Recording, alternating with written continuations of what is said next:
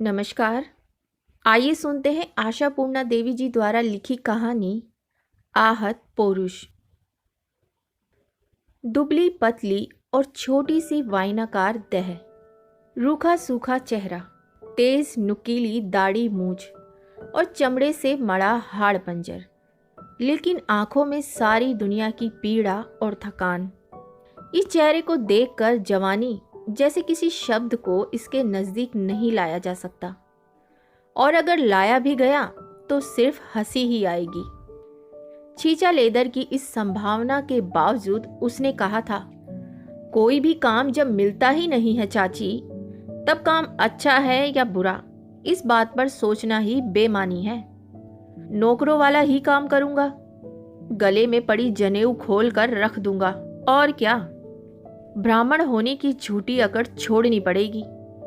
जवानी के दिनों में भी मामा के भरोसे कब तक बैठा बैठा रोटी तोड़ता रहूंगा। तभी उसके मुंह से जवानी की दुहाई देने वाली बातें सुनकर मैं हंस पड़ी, लेकिन दूसरे ही क्षण इसे बड़ी मुश्किल से दबाते हुए मैंने पूछा था, तुम्हारी उम्र कितनी है? उसने जब बताया 25, तो बेसाख्ता मेरी हंसी निकल पड़ी थी। 2 के ऊपर 5, कहीं इसका आंकड़ा उल्टा पुल्टा तो नहीं हो गया? कहीं 5 के ऊपर 2 तो नहीं? सचमुच उसने 25 के बदले अपनी उम्र 52 बताई होती तो मैं उस पर यकीन कर लेती, लेकिन मेरी हंसी देखकर वह थोड़ी देर के लिए ठिठक गया। लेकिन मेरे सवाल के पीछे छिपे संकेत को समझकर उसने सिर झुकाकर कहा, खाने को 2 ठो दाना तक नहीं जुटता चाची, इसलिए शरीर की हालत इतनी खस्ता हो गई है, और मामा भी वैसे ही मक्खी चूस। अगर मैं उसकी सगी चाची नहीं होती तो उसकी बातों पर अवश्य ही शर्मिंदा होती, लेकिन बात कुछ दूसरी ही थी। अपने गांव जवार का होने के नाते और पड़ोसी होने की सुविधा के चलते ये दरिद्र ब्राह्मण संतान इस घर के मालिक को शुरू से ही चाचा और मुझे चाची कहता आया है, और तभी से एक नौकरी का जुगाड़ कर देने का विनम्र अनुरोध करता रहा है। उसे तो कुछ ऐसा ही जान पड़ता है कि कलकत्ता महानगर एक कल्प वृक्ष है, और उसमें नौकरी रूपी हजारों लाखों पके और मीठे फल लटके हुए हैं। बस हाथ बढ़ाने की जरूरत है। और जो लोग इतनी ढेर सारी किताबें लिखते हैं, उनके लिए किसी छापा खाने में एक नौकरी का बंदोबस्त करवा देना कौन सी मुश्किल बात है। लेकिन ये काम मुश्किल ही नहीं, नामुमकिन है। यह उसकी समझ से परे है। खैर, लेकिन किया क्या जा सकता है? किताबें लिख मारने वाले लेखक की साख और धाक कितनी होती है, इसे लेखक अच्छी तरह जानते हैं।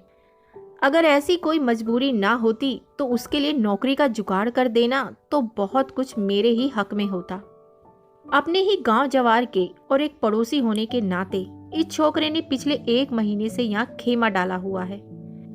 ऐसा भी नहीं जान पड़ता कि नौकरी ना मिली तो वह अपने गांव लौट जाएगा।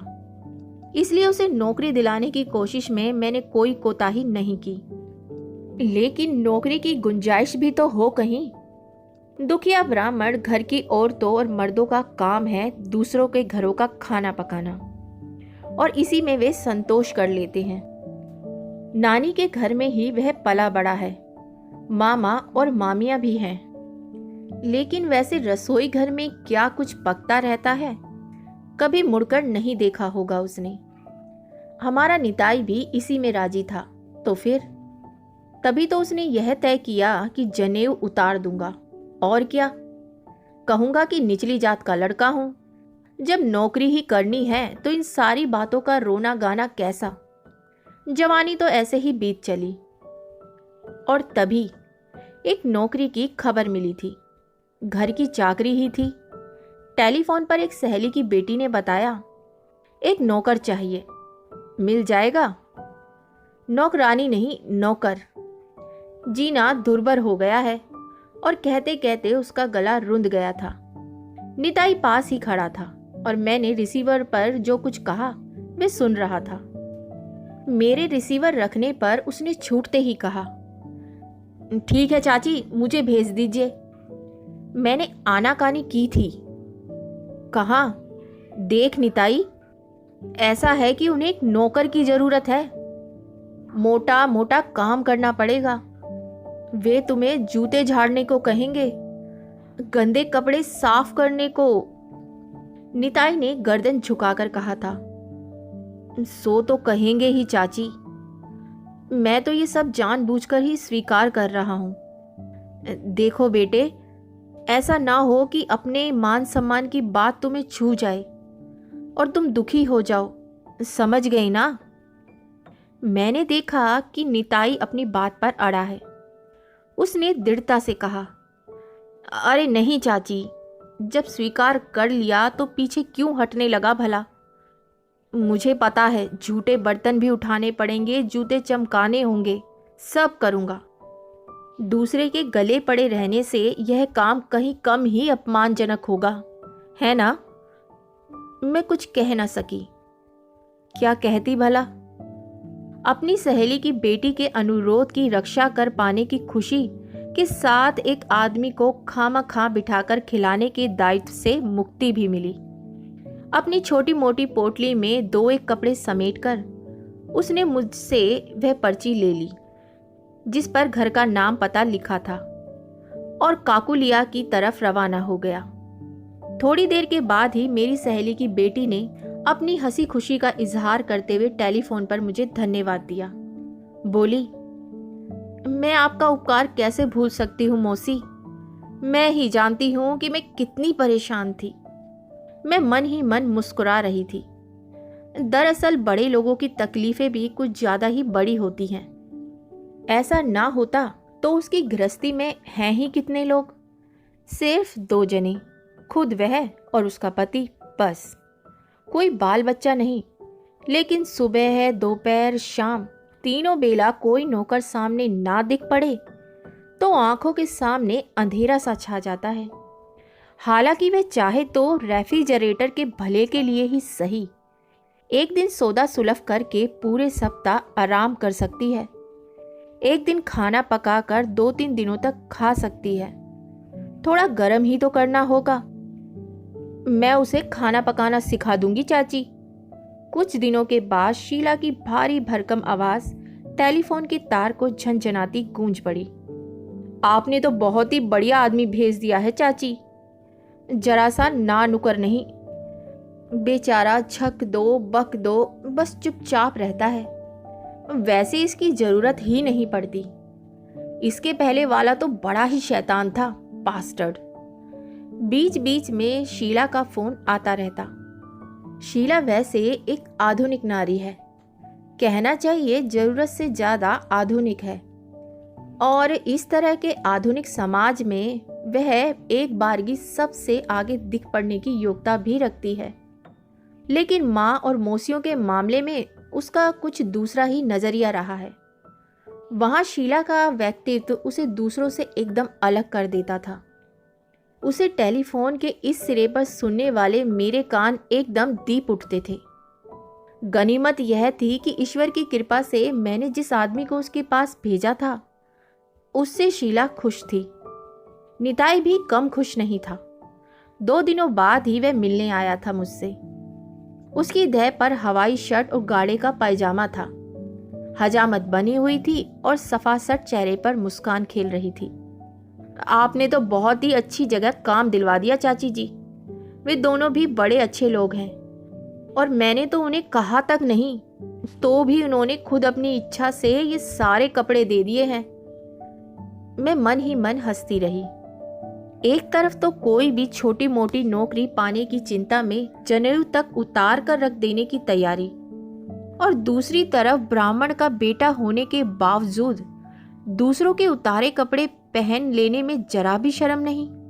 ठीक ही कहा गया है, भात के आगे कैसी जात। निताई के स्वर में उसकी खुशी झलक रही थी। चाची माँ क्या बताऊं, खाना पीना सब एकदम फर्स्ट क्लास है। वे जो खुद खाते हैं वही मुझे भी खिलाते हैं। इसे ही कहते हैं ऊंचा आचार और ऊंचा व्यवहार। मैं भी यही सोचता हूँ कि जिन्हें हम अपने पिता या गुरु की तरह मानते हैं उनसे भला इतनी दूरी कैसी? जात पात और छुए जाने का इतना विचार क्यों? ऐसे कैसे चलेगा? इससे तो हमारा भी नुकसान है और उनका भी। और वे दोनों खाते भी कितना हैं?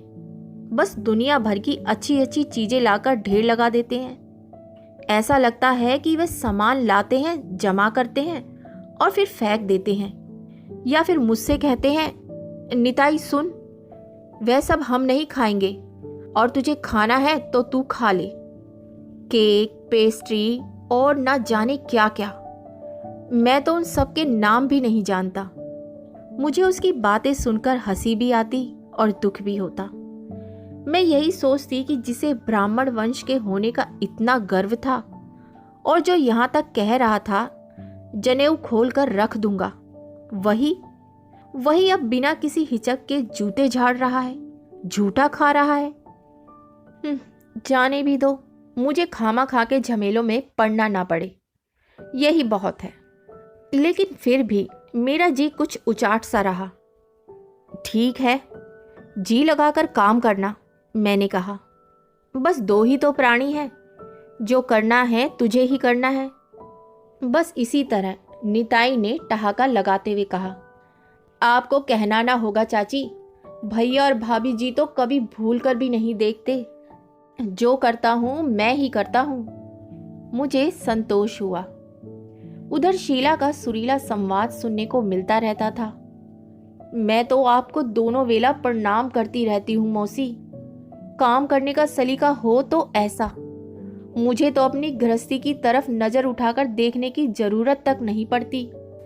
निताई ही सौदा सुलफ ले आता है, बाजार जाता है, आज खाने में क्या बनेगा, सब उसी के जिम्मे रहता है।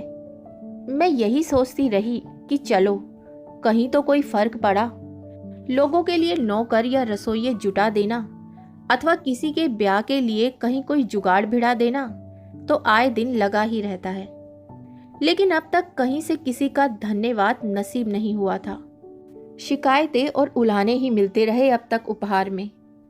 निताई की सादगी, उसकी मजबूरी और थोड़े में ही खुश हो जाने की तैयारी ने मेरी इज्जत रख ली है।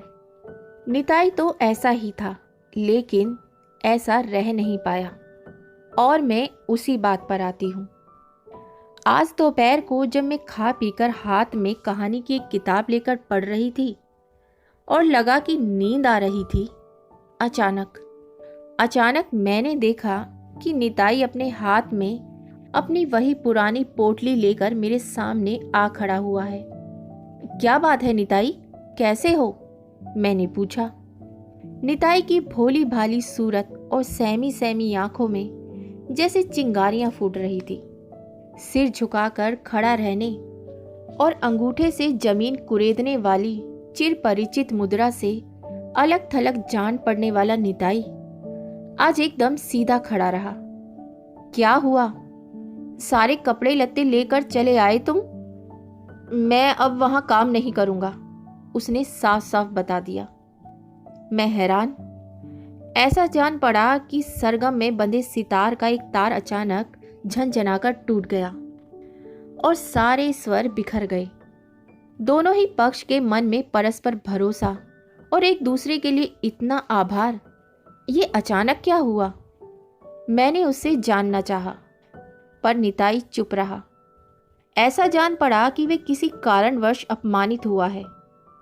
नौकर चाकर की जात ही ऐसी होती है। 1000 बार अच्छा काम करो, बढ़िया स्वभाव बनाए रखो, लेकिन जरा सा गांठ पड़ गई कि नौकरी से जवाब। निताई कोई भूखा तो नहीं मर रहा था, लेकिन उसकी उबड़ खाबड़ हाड़ पंजर की खाल जरूर भर रही थी। मैं अपनी झुंझलाहट को रोक ना पाई। मैंने फिर पूछा, अरे आखिर क्या हुआ? बक तो सही। यह तो तुम्हें पता होना चाहिए बेटे कि अगर गलती करोगे तो झाड़ पड़नी ही पड़नी है। आखिर कौन है जो सब सहता जाएगा? आखिर तुम्हारे कोई सूर खाप का पर नहीं जड़ा है। अभी उस दिन तो तुम बता रहे थे कि सब कुछ बड़ा शानदार है, और अचानक कोई बात हो भी गई तो? नहीं चाची। निताई इस बार अपनी जुबान खोले बिना नहीं रह सका। उनकी बातचीत का ढंग तो बहुत ही अच्छा है। तो फिर क्या काम बहुत ज्यादा था? अरे घर गृहस्थी का काम भी कहीं नाप झोंक से होता है। एक दिन कुछ कम होता है तो दूसरे दिन ज़्यादा भी हो जाता है। निताई ने मुझे बीच में ही रोकते हुए कहा, बात यह नहीं थी चाची, काम कोई ज़्यादा नहीं था। आपके आशीर्वाद से निताई इस कमज़ोर शरीर से भी घोड़ा दौड़ा सकता है। मैं हैरान थी।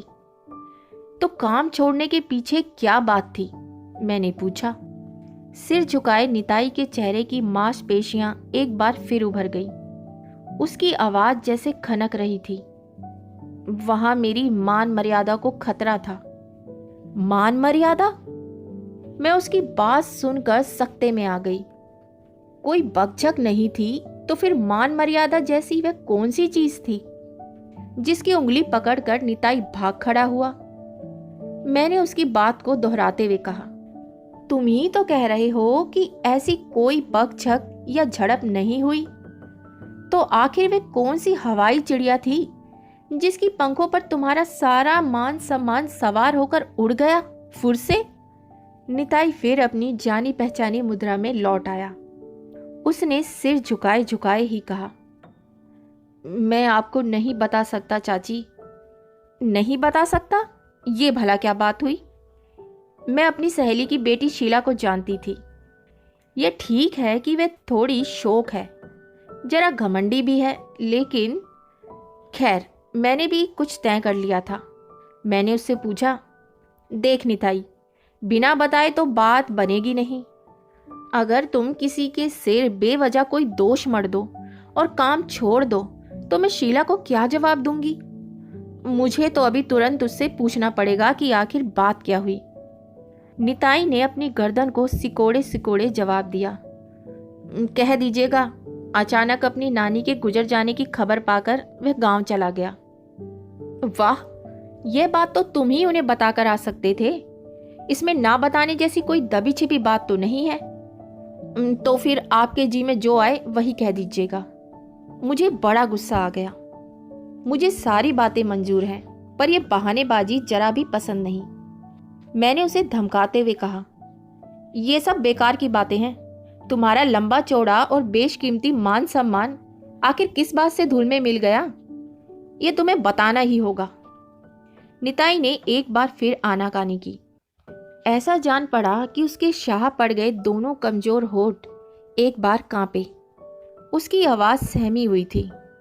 वे दोनों बहुत ही अच्छे हैं चाची, बहुत ही अच्छे, लेकिन वे मुझे आदमी नहीं समझते शायद। मैं भले ही गरीब, अनाथ और मूर्ख हूं, लेकिन कोई बच्चा तो नहीं। आखिर 25 साल का जवान आदमी हूं।